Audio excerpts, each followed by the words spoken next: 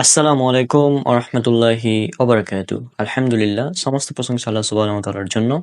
অতঃপর দুরূদ এবং সালাম বর্ষিত হোক আমাদের প্রিয় নবী রাসূলুল্লাহ সাল্লাল্লাহু আলাইহি সাল্লামের প্রতি। আজকে হাদিসের নামে জালিয়াতি এই সিরিজের আরো একটি ভিডিও। আজকে আমরা বহুল প্রচলিত একটি জাল হাদিস নিয়ে কথা বলবো। এই জাল হাদিসটি হচ্ছে দুনিয়া আখিরাতের শস্য ক্ষেত্র। অনেকেই বলে, রাস্তায় শোনা যায়, অনেকেই বলে এই কথাটা যে দুনিয়া আখিরাতের শস্য ক্ষেত্র, তবে এটা হাদিস নয়। এটার কথাটির অর্থ সঠিক, কিন্তু এটি কোনো হাদিস নয়। আশা করছি আপনারা বিষয়টা বুঝতে পেরেছেন। তো এই বিষয়ে আমাদের ডক্টর খন্দকার আব্দুল্লাহ জাহাঙ্গীর রহমাহুল্লাহ তার হাদিসের নামে জালিয়াতি এই বইয়ে 651 নম্বর পৃষ্ঠায় উল্লেখ করেছেন অন্যান্য কিছু বানোয়াট হাদিস। এক, দুনিয়া আখিরাতের শস্যক্ষেত্র। আমরা জানি যে আখিরাতের জন্য দুনিয়াতে কর্ম করতে হবে, তবে এ অর্থে একটি হাদিস প্রচলিত যা ভিত্তিহীন। হাদিসটিতে বলা হয়েছে দুনিয়া হলো আখিরাতের শস্যক্ষেত্র। কথাটির অর্থ সঠিক হলেও তা হাদিস নয়। কোনো সহিহ, জয়ীফ বা মওজু সনদেও কথাটি কোথাও বর্ণিত হয়নি। আশা করছি আপনারা বুঝতে পেরেছেন এটি একটি জাল হাদিস। আর ইনশাল্লাহ আমাদের এই হাদিসের নামে জালিয়াতি সিরিজ চলতে থাকবে। পরবর্তী পর্ব দেখার জন্য আপনাদের আমন্ত্রণ রইল। আর আমরা কেন জাল হাদিস থেকে সতর্ক করি, আমরা কিন্তু বারবার বলি, সহিহ মুসলিমে ইমাম মুসলিম অনেকগুলো হাদিস নিয়ে এসেছেন এই জালিয়াতি ব্যাপারে কথা বলার জন্য। সহিহ বুখারীতে হাদিস আছে, সহিহ বুখারী খণ্ড নম্বর 1 অধ্যায় 3 কিতাবুল ইলম হাদিস নাম্বার 105 থেকে 110। রাসূল সাল্লাল্লাহু আলাইহি ওয়াসাল্লাম তিনি বলছেন, যে ব্যক্তি আমার নামে মিথ্যাচার করলো তার থাকার জায়গা জাহান্নাম। অর্থাৎ রাসূল সাল্লাল্লাহু আলাইহি ওয়াসাল্লামের নামে মিথ্যা কথা বললে থাকার জায়গা কোথায়? জাহান্নাম। আল্লাহ পবিত্র কোরআনে বলছেন সূরা হুজুরাত সূরা নাম্বার 49 আয়াত নাম্বার 6, যদি কোনো ফাসিক ব্যক্তি তোমাদের নিকট কোনো খবর নিয়ে আসে তবে তোমরা সেটাকে যাচাই করে নাও। অর্থাৎ আল্লাহ সুবহানাহু ওয়া তাআলা আমাদেরকে যাচাই করতে বলেছেন, কিন্তু যাচাই বাছাই ছাড়া যখন আমরা এভাবে কথা বলতে থাকবো তখন ভুল হওয়ার সম্ভাবনা থাকে। তাই যে এই ধরনের কথা দুনিয়া আখিরাতের শস্যক্ষেত্র, এটা আমরা ছোটবেলা থেকে পড়ে আসছি, আমাদের বইও অনেক পড়েছি, আমাদের একাডেমিক বই, কিন্তু এগুলো জাল কথা, ভিত্তিহীন কথা, বানোয়াট কথা। আজকে আমরা বেশ কিছু জাল হাদিস নিয়ে কথা বলবো। এগুলো হচ্ছে বিবাহিতদের সম্পর্কে কিছু জাল হাদিস। তো প্রথমেই এই হাদিসের এগুলো উল্লেখ করা আছে আমাদের ডক্টর খন্দকার আব্দুল্লাহ জাহাঙ্গীর রহমাহুল্লাহর এই বই হাদিসের নামে জালিয়াতি, এই বইয়ের 644 নম্বর পৃষ্ঠায়। তো তিনি এখানে বেশ কিছু কথা উল্লেখ করেছেন বিবাহিতদের সম্পর্কে। আসলে 643 নম্বর পৃষ্ঠার এই যেটা অধ্যায় তিনি নিয়ে এসেছেন, অনুচ্ছেদ বিবাহ, পরিবার ও দাম্পত্য জীবন সম্পর্কে কিছু জাল হাদিস। তো এখানে প্রথমেই যে জাল হাদিসটা তিনি উল্লেখ করেছেন, এটা অনেকেই বলে অবিবাহিতদের ৭৭ রাকাত অপেক্ষা বিবাহিতদের ২ রাকাত উত্তম। এটা একটি জাল, ভিত্তিহীন, বানোয়াট কথা, একটি জাল হাদিস, প্রচলিত জাল হাদিস, অনেকেই বলে থাকে। তারপর আরেকটি জাল হাদিস রয়েছে, অবিবাহিতদের ৮২ রাকাত অপেক্ষা বিবাহিতদের ২ রাকাত উত্তম। কুরআন ও হাদিসে বিবাহের নির্দেশ দেওয়া হয়েছে এবং বিবাহের ফজিলত বর্ণনা করা হয়েছে, কিন্তু এই হাদিস দুটি জাল ও বানোয়াট। এছাড়াও আরেকটি কথা প্রচলিত আছে, বিবাহ অনুষ্ঠানে খেজুর ছিটানো, কুড়ানো বা কাড়াকাড়ি করা। এ বিষয়ে একাধিক হাদিস বর্ণিত হয়েছে, সেগুলোর মধ্যে কোনো সহিহ হাদিস নেই।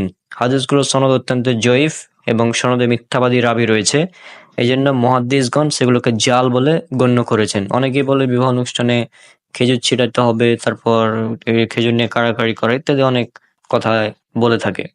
তো এগুলো সবই জাল, বানোয়াট। দাম্পত্য মিলনের বিধিনিষেধ সম্পর্কে তিনি বেশ কিছু কথা উল্লেখ করেছেন, এখানে আমি সম্পূর্ণ পড়ে দিচ্ছি। ইসলাম যেমন বিবাহ বহির্ভূত সম্পর্ক কঠিনভাবে নিষেধ করে, তেমনি বিবাহের দম্পতিকে তাদের জীবন ও যৌবনের আনন্দ উপভোগ করতে উৎসাহ দেয়। বায়ুপথে মিলন এবং রক্তস্রাব অবস্থায় মিলন নিষিদ্ধ। এছাড়া দম্পতির মিলন ও আনন্দ লাভের কোনো দিন, তারিখ, বার, তিথির সময়, উপকরণ, আসন বা পদ্ধতি ইসলামে নিষিদ্ধ করে। স্বামী ও স্ত্রীর মধ্যে কোনরূপ পর্দা নেই বা কোনো কিছু দর্শন, চুম্বন, স্পর্শ বা উপভোগের নিষেধাজ্ঞা নেই। প্রচলিত অনেক জাল, ভিত্তিহীন হাদিসে দাম্পত্য মিলন বিষয়ক বিভিন্ন মিথ্যা কথা বলা হয়েছে। অমুক সময়, অমুক দিনে, অমুক বারে, অমুক রাতে, অমুক তিথিতে দাম্পত্য সম্পর্ক করা যাবে না, তাতে অমুক প্রকারের ক্ষতি হবে। অথবা সন্তানের অমুক রোগ হবে ইত্যাদি। এই যে অমুক দিনে অমুক তারিখে অমুক সময়ে এগুলো করা যাবে না, এগুলো সব মিথ্যা, হাস্যকর, বানোয়াট কথা এবং এগুলো ইললজিক্যাল কথা। মানে এগুলোর মধ্যে কোনো সায়েন্সও নাই, মানে হাস্যকর এগুলো। তারপর অনেকে বলে যে ওই যে কি সূর্যাস্তের সময় করা যাবে কি যাবে না, এই ধরনের প্রশ্ন অনেকে করে। তো এগুলো হাস্যকর কথা। অথবা অমুক পদ্ধতিতে বা আসনে দাম্পত্য মিলন করবে না তাহলে অমুক ক্ষতি হবে, বা সন্তানের অমুক খুঁত হবে ইত্যাদি। অথবা দাম্পত্য মিলনের সময় কথা বলবে না, দৃষ্টিপাত করবে না, স্পর্শ করবে না, তাহলে অমুক রোগ হবে বা অমুক ক্ষতি হবে ইত্যাদি। অথবা অমুক সময়ে বারে তিথিতে দাম্পত্য মিলনে সন্তান সৌভাগ্যবান বা দুর্ভাগ্যবান হয়, এগুলো সবই মিথ্যা, বানোয়ার, জাল কথা। সহিহ হাদিসে বর্ণিত হয়েছে যে মদিনার ইহুদিগণের মধ্যে এরূপ কুসংস্কার প্রচলিত ছিল। তখন মহান আল্লাহ কোরআন কারিমে সূরা বাকারা 223 নং আয়াত নাজিল করে সে সকল কুসংস্কার খণ্ডন করেন। আচ্ছা, এরপরে আরেকটি জাল হাদিস নিয়ে আমরা কথা বলবো। অনেকে বলে, অনেক প্রচলিত বইয়ে এগুলো লেখা থাকে যে স্বামীর পায়ের নিচে স্ত্রীর বেহেশত। এটা হাস্যকর, জাল, বানোয়াট, ভিত্তিহীন, মিথ্যা কথা। তো দেখুন এই বিষয়ে ডক্টর খন্দকার আব্দুল জাহাঙ্গীর রহমাহুল্লাহ তিনি কি লিখেছেন। বহুল প্রচলিত একটি পুস্তকে রয়েছে হযরত রাসূলুল্লাহ সাল্লাল্লাহু আলাইহি সাল্লাম বলিয়াছেন, স্ত্রীগণের বেহেশত স্বামীর পায়ের নিচে। তো এই বহুল প্রচলিত পুস্তকটির একটু খণ্ডন করে দিই। এটা হচ্ছে মূলত মাওলানা গোলাম রহমানের লেখা মোকশেদুল মোমিনিন নামে একটা বই আছে। হ্যাঁ, যে বই এগুলো এই বানোয়াট, জাল, ভিত্তিহীন কথাগুলো লেখা আছে। তো এখানে বলা হচ্ছে এই কথাটি একটি ভিত্তিহীন ও বানোয়াট কথা। কোনো সহিহ, জয়ীফ বা মওজু সনদেও কথাটি রাসূল সাল্লাল্লাহু আলাইহি ওয়াসাল্লাম থেকে বর্ণিত হয়েছে বলে জানা যায় না।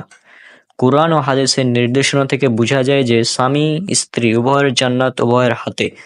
উভয়ের প্রতি উভয়ের দায়িত্ব পালন ও অধিকার আদায়ের মাধ্যমেই আল্লাহর সন্তুষ্টি লাভ সম্ভব। কিন্তু এগুলো মানে কি বানোয়াট কথা প্রচলিত করে দিয়েছে যে স্বামীর পায়ের নিচে স্ত্রীর বেহেশত। হাস্যকর, বানোয়াট কথা। একমাত্র সহিহ হাদিস মায়ের পায়ের নিচে সন্তানের বেহেশত বা জান্নাত। এটা মেবি সুনান নাসাইর হাদিস 2004 নাম্বার। আমি আমার ঠিক নাম্বার মনে আসছে না এই সময়। তো একমাত্র এটা সহি, বাকি সব যেগুলো অমুকের পায়ের নিচে অমুক, এগুলো সব হাস্যকর। তারপর আরো কিছু জাল হাদিস রয়েছে, যেমন 6 নম্বরে তিনি উল্লেখ করেছেন গর্ভধারণ ও সন্তান প্রসবের পুরস্কার। কোরআন কারিমে বিভিন্ন স্থানে মাতৃগণের মর্যাদার জন্য বিশেষভাবে স্তনাধারণ, দুগ্ধপান ইত্যাদি বিষয়ের উল্লেখ করা হয়েছে। হাদিস শরীফে সাধারণভাবে সংসার পালন, সন্তান প্রতিপালন ইত্যাদি সাধারণ স্বভাবের কথা বলা হয়েছে, কিন্তু জালিয়াতগণ তাদের অভ্যাস মতো প্রত্যেক কর্ম বা অবস্থার জন্য পৃথক পৃথক আজগুবি ফজিলত ও সওয়াবের বর্ণনা দিয়ে অনেক হাদিস বানিয়েছে। আমাদের সমাজে এগুলো প্রচলিত, এমনকি এ সকল ভিত্তিহীন কথা দিয়ে বিভিন্ন ছাপানো পোস্টার, ক্যালেন্ডার ইত্যাদি ছাপা হয়। প্রচলিত একটি পুস্তকে রয়েছে, হুজুর সাল্লাল্লাহু আলাইহি সাল্লাম একদিন স্ত্রীলোকদের লক্ষ্য করিয়া বলিয়াছেন, যখন কোনো স্ত্রীলোক তাহার স্বামী কর্তৃক গর্ভবতী হইয়া থাকে, তখন হইতে প্রসব বেদনা উপস্থিত হওয়ার পূর্ব মুহূর্ত পর্যন্ত সর্বদা সেই স্ত্রীলোকটি দিনে রোজা রাখার ও রাত্রিবেলা নফল নামাজ পড়ার সওয়াব পাইবে। আর যখন প্রসব বেদনা উপস্থিত হয়, তখন খোদা তাআলা তাহার জন্য বেহেশতের মধ্যে এমন বস্তুসমূহ গচ্ছিত রাখিয়া দেন যে তাহার সন্ধান পৃথিবী, আকাশ, বেহেশত, দোজখবাসী কেহই অবগত নহেন। আর যখন সন্তান প্রসব করে, তখন হইতে দুগ্ধ ছাড়ান পর্যন্ত প্রতি ঢোক দুগ্ধের পরিবর্তে আল্লাহ তাআলা তাহাকে একটি করিয়া নেকি দান করিয়া থাকেন, এবং সেই সময়ের মধ্যে তাহার মৃত্যু হইলে শহীদের দরওয়াজা প্রাপ্ত হইবে। আর যদি তাহাকে তাহার সন্তানের জন্য কোনো রাত্রি জাগিয়া থাকতে হয়, তবে আল্লাহ তাআলা তাহাকে ওই রাত্রি জাগরণের পরিবর্তে ৭৭টি গোলাম আজাদ করার সওয়াব দান করিয়া থাকেন। অতঃপর তিনি ইহাও বলিয়াছিলেন যে এই সওয়াব সমূহ কেবলমাত্র ওই সমস্ত স্ত্রী লোকদেরকে দেওয়া হবে যাহারা সর্বদাই খোদার হুকুম ও আপন স্বামীর হুকুম পালন করিয়া আওরাতে হাসিনার অন্তর্ভুক্ত হইতে পারিয়াছে। আল্লাহ ও স্বামীর নাফরমান স্ত্রীলোকদিগকে কখনো ওই সমস্ত সব দেওয়া হবে না। এটা বোঝা যাচ্ছে এগুলো এই বানোয়াটে হাস্যকর ভিত্তিহীন কথাগুলো কোন বই থাকতে পারে। মকসুদুল মোমিনিন নামে যে বইটা আছে এগুলোতে এগুলো থাকবে, এটা স্বাভাবিক। হ্যাঁ, এই কথাগুলো একটি জাল হাদিসের ইচ্ছামাফিক অনুবাদ। এছাড়া আরো অনেক আজগুবি মিথ্যা বানোয়াট ভিত্তিহীন কথা হাদিসের নামে লিখে এ সকল পুস্তকের পৃষ্ঠার পর পৃষ্ঠা মসে লিপ্ত করা হয়েছে। এ সকল পুস্তককে হাদিস নামে লেখা অধিকাংশ কথাই বানোয়াট ও জাল। মকসুদুল মোমিনিন এই কিতাব যেটা আছে, এই ধরনের আরো বেশ কিছু কিতাব আছে। হ্যাঁ, এগুলো মূলত পুরোটাই মানে বাতিল কিতাব। বাড়িতে যদি এই ধরনের কিতাব থাকে এগুলোকে এখনই জ্বালিয়ে দেওয়া উচিত। আশা করছি বুঝতে পেরেছেন কেন। হ্যাঁ, তো এগুলো ছিল সবই জাল হাদিস। আজকে আমরা আমরা তো জানেন জাল হাদিস সিরিজ আমরা কন্টিনিউ করছি, তো এগুলো ছিল মূলত জাল হাদিস। তো আশা করছি আপনারা বুঝতে পেরেছেন। পরবর্তীতে আমরা আরো বেশ কিছু জাল হাদিস নিয়ে হয়তো কথা বলবো। আজকে আমরা এ পর্যন্তই রাখছি। আজকে আমরা বিবাহিতদের সম্পর্কে বেশ কিছু জাল হাদিস নিয়ে কথা বললাম। প্রথমকার অংশটি এখন উল্লেখ করে দিচ্ছি। ইসলামী জীবন ব্যবস্থার অত্যন্ত গুরুত্বপূর্ণ অংশ পরিবার। পরিবার গঠন ইসলামে পরিবার গঠন পরিবারের সদস্যগণের পারস্পরিক দায়িত্ব, কর্তব্য, সহমর্মিতা, স্বামী স্ত্রীর পারস্পরিক দায়িত্ব, দাম্পত্য জীবনের দাম্পত্য জীবনের আনন্দ ও তৃপ্তির ফজিলত ইত্যাদি সম্পর্কে রাসূলুল্লাহ সাল্লাল্লাহু আলাইহি ওয়াসাল্লামের অনেক দিক নির্দেশনায় বিভিন্ন সহিহ হাদিসে বর্ণিত হয়েছে। সেগুলোর পাশাপাশি অগণিত বানোয়াট, ভিত্তিহীন, জাল ও জয়ফ কথা হাদিস নামে সমাজে প্রচলিত। সবচেয়ে বেশি অবাক হতে হয় যে প্রসিদ্ধ হাদিস গ্রন্থগুলোর সহিহ হাদিস বাদ দিয়ে অগণিত সূত্রবিহীন বানোয়াট কথা আমরা বিভিন্ন গ্রন্থে লিখছি বা মুখে বলছি। বইয়ের কলবের বৃদ্ধি পাওয়ার কারণে বিভিন্ন বিষয়ে সহিহ হাদিসের উল্লেখ করা সম্ভব হচ্ছে না, শুধু সংক্ষেপে বিভিন্ন বানোয়াট কথা উল্লেখ করছি। হ্যাঁ, তো এই হলো আমরা বিভিন্ন বানোয়াট কথা যেগুলো শুনলেন এ পর্যন্ত, এগুলো সবই বানোয়াট কথা ছিল। আর বিবাহ সম্পর্কে জানতে চাইলে আমার একটা সিরিজ আছে বিবাহ সিরিজ নামে, সেই সিরিজটা আপনারা দেখতে পারেন। তাহলে ইনশাল্লাহ এখানে বিবাহ সম্পর্কে বেশ কিছু সহিহ হাদিস এর আলোকে আমরা আলোচনাটা করেছি। আজকে এখন যেহেতু রমজান মাস চলছে, তো আমরা রমজান বিষয়ক আজকে একটা জাল হাদিস নিয়ে আলোচনা করব। তো এই জাল হাদিসটি সম্পর্কে আমাদের প্রিয় শেখ ডক্টর খন্দকার আব্দুল্লাহ জাহাঙ্গীর রাহিমাহুল্লাহ তিনি এই বই উল্লেখ করেছেন 552 পৃষ্ঠায়। আমি হাদিসটি পড়ে শোনাচ্ছি এবং এটা জাল ভাবে তিনি উল্লেখ করেছেন। আল্লাহর রহমতের দৃষ্টি ও আজাব মুক্তি, রমাদান, সিয়াম, সাহারি খাওয়া, ইফতার করা ইত্যাদি গুরুত্ব, মর্যাদা, সব ও বরকতের বিষয়ে অগণিত সহিহ হাদিস রয়েছে। তা সত্ত্বেও এগুলোর বদলে অনেক আজগুবি, বাতিল, ভিত্তিহীন ও জাল হাদিস আমাদের সমাজে প্রচলিত। একটি জাল হাদিসে বলা হয়েছে, যখন রমজান মাসের প্রথম রাত্রি উপস্থিত হয় তখন আল্লাহ তাআলা মাখলুকাতের তার সিয়াম পালনকারী সৃষ্টির প্রতি রহমতের দৃষ্টিপাত করেন, আর আল্লাহ তাআলার রহমতের দৃষ্টি যাহার উপর পতিত হয় সে কোনো সময় শাস্তি ভোগ করিবে না। মুহাদ্দিসগণ উল্লেখ করেছেন যে হাদিসটি জাল। তাহলে দেখুন এই হাদিসটি জাল। এবং আরেকটা উল্লেখ করা আছে পয়েন্ট 2 নম্বর পয়েন্টে, যেটা হচ্ছে যে সাহারির ফজিলত ও সাহারি ত্যাগের পরিণাম সম্পর্কে একটি জাল হাদিস রচিত হয়েছে। সেটা হচ্ছে যে সাহারি খাওয়ার উৎসাহ প্রদান করে একাধিক সহিহ হাদিসে বর্ণিত হয়েছে। অন্তত এক চুমুক পানি পান করে হলেও সাহারি খেতে উৎসাহ দেওয়া হয়েছে। সাহারিকে বরকতময় আহার বলা হয়েছে। বলা হয়েছে যে ইহুদি ও খ্রিস্টানদের সিয়ামের সাথে আমাদের সিয়ামের পার্থক্য সাহারি। কিন্তু এ সকল সহিহ ও হাসান হাদিসের পাশাপাশি কিছু অতিরঞ্জিত বানোয়াট হাদিসও প্রচলিত আছে। যেমন রাসূল সাল্লাল্লাহু আলাইহি ওয়াসাল্লাম ফরমাইছেন, সেহরির আহারের প্রতি লোকমার পরিবর্তে আল্লাহ তাআলা 1 বৎসরের ইবাদত সব দান করেন। যে সেহরি খাইয়া রোজা রাখিবে সে ইহুদীদের সংখ্যানুপাতে সওয়াব লাভ করিবে। তোমাদের মধ্য হতে যে ব্যক্তি সাহারি খাওয়া হতে বিরত থাকিবে তার স্বভাব চরিত্র ইহুদীদের ন্যায় হইয়া যাবে। এ সকল কথা সবই বানোয়াট কথা বলে প্রতীয়মান। অর্থাৎ এখানে দুটি জাল হাদিস উল্লেখ করলাম আজ রমজান সম্পর্কে, এবং পরবর্তী ভিডিওতে আমরা আরো কয়েকটি জাল হাদিস উল্লেখ করব। তো জাল হাদিস উল্লেখ করার কারণে আমি প্রতিটি ভিডিওতেই বলছি যে আল্লাহ রাসূল সাল্লাল্লাহু আলাইহি ওয়াসাল্লাম বলেছেন, উল্লেখ করা আছে সহিহ বুখারী কিতাবুল ইলম হাদিস নাম্বার 106 থেকে 110, যে ব্যক্তি আমার নামে মিথ্যা কথা বলল তার থাকার জায়গায় জাহান্নাম। এছাড়া সুনান আবু দাউদের একটি হাদিস উল্লেখ করা আছে 4992। আল্লাহ রাসূল সাল্লাল্লাহু আলাইহি ওয়াসাল্লাম বলেছেন, কোনো ব্যক্তি মিথ্যাবাদী হওয়ার জন্য এটুকুই যথেষ্ট যে সে যা শুনে তার যাচাই বাছাই ছাড়াই বলে বেড়ায়। আর এই যাচাই বাছাই ছাড়া বলে বেড়ানোর কারণেই আমাদের সমাজে এতগুলো জাল হাদিস প্রচলিত হয়েছে। এবং শুধু প্রচলিত হয়নি, বড় বড় বক্তা এগুলো বলছে তাদের ওয়াজ মাহফিলে, মানে আজীব ব্যাপার। আল্লাহ সুবহানাহু ওয়া তাআলা বলেছেন, উল্লেখ করা আছে পবিত্র কোরআনে সূরা হুজুরাত সূরা নম্বর 49 আয়াত নম্বর 6। এখানে আল্লাহ সুবহানাহু ওয়া তাআলা বলেছেন যে যদি যখন কোনো ফাসিক তোমাদের নিকট কোনো খবর নিয়ে আসে তখন তোমরা সেটা যাচাই করে নাও। আল্লাহ সুবহানাহু ওয়া তাআলা যাচাই করতে বলেছেন। রাসূল সাল্লাল্লাহু আলাইহি ওয়াসাল্লাম বলেছেন সুনান আবু দাউদ হাদিস নম্বর 4992 যে কোনো ব্যক্তি মিথ্যাবাদী হওয়ার জন্য এটুকুই যথেষ্ট যে সে যা শুনে তার যাচাই বাছাই ছাড়াই বলে বেড়ায়। আল্লাহ রাসূল সাল্লাল্লাহু আলাইহি ওয়াসাল্লাম বলেছেন সহিহ বুখারী কিতাবুল ইলম হাদিস নম্বর 106 থেকে 110, যে ব্যক্তি আমার নামে মিথ্যা কথা বলে তার থাকার জায়গা জাহান্নাম। তা এই কয়েকটি হাদিস এর কারণেই মূলত জাল হাদিস থেকে সতর্ক করা হয়। সমাজে যেহেতু প্রচলিত হয়ে গেছে জাল হাদিস, তো এগুলো থেকে আমাদের সতর্ক থাকতে হবে। আর আজকে আমরা একটু বহুল প্রচলিত জাল হাদিস নিয়ে কথা বলবো, ভিত্তিহীন কথা। এটা মূলত হাদিস নয়, এটা ভিত্তিহীন একটা দোয়া। এই দোয়াটা অনেকেই তারাবির 4 রাকাতের পর পর পড়ে থাকে, আবার তারাবির 4 রাকাত পর পর একটা মোনাজাত করে থাকে। সমাজে প্রচলিত এটি অনেক।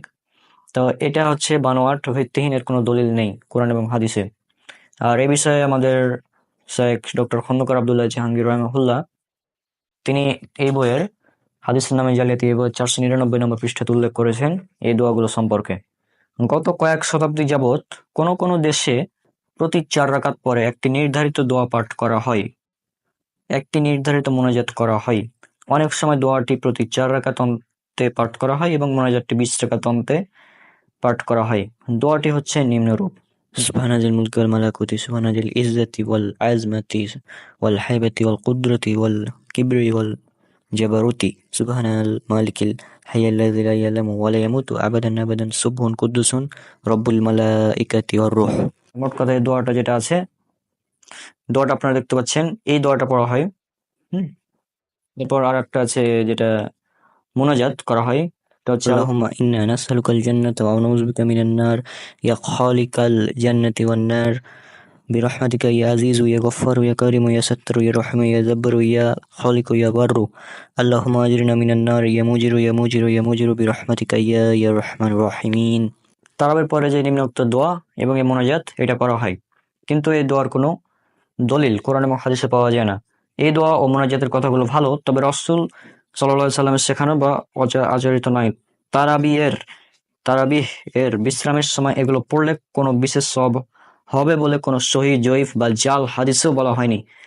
এমনকি অন্য কোনো সময় তিনি এ বাক্য এভাবে বলেছেন বা বলতে শিখিয়েছেন বলে বর্ণিত হয়নি। ইমাম আবু হানিফা রাহিমাহুল্লাহ বা অন্য কোনো ইমাম তারাবি এ দোয়া মোনাজাত পড়তে বলেননি।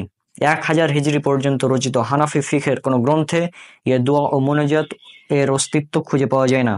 ফেরেশতাদের তাসবিহ হিসাবে এ দোয়ার কয়েকটি বাক্য বর্ণিত। একটি জাল হাদিসে বলা হয়েছে, আল্লাহর কিছু ফেরেশতা একটি নূরের সমুদ্রে এই দোয়াটি পাঠ করেন। যে ব্যক্তি কোনো দিবসে বা মাসে বা বছরে এই দোয়াটি পাঠ করবে সে এত এত পুরস্কার লাভ করবে। তবে কিয়ামুল লাইল বা তারাবির সাথে এই দোয়াকে জড়ানো একেবারেই ভিত্তিহীন। আমাদের উচিত সকল বানোয়াট দোয়া না পড়ে এ সময় দুরূদ পাঠ করা অথবা কোরআন তেলাওয়াত বা মাসনুন জিকিরে মশগুল থাকা। কোনো কোনো প্রচলিত পুস্তকে তারাবির 2 রাকাত অন্তে নিম্ন একটি দোয়ার পাঠের কথা বলা হয়েছে। এ দোয়াটিও ভিত্তিহীন ও বানোয়াট। তো যাই হোক, আমাদের সমাজে তারাবির সালাতের পর এই ভিত্তিহীন দোয়াগুলো পড়া হয়। এগুলার কোনো সওয়াব হবে বলে কোনো সহিহ বা জয়ীফ বা জাল হাদিসও বর্ণিত হয়নি। এগুলো মূলত সমাজে বানোয়াট কথা।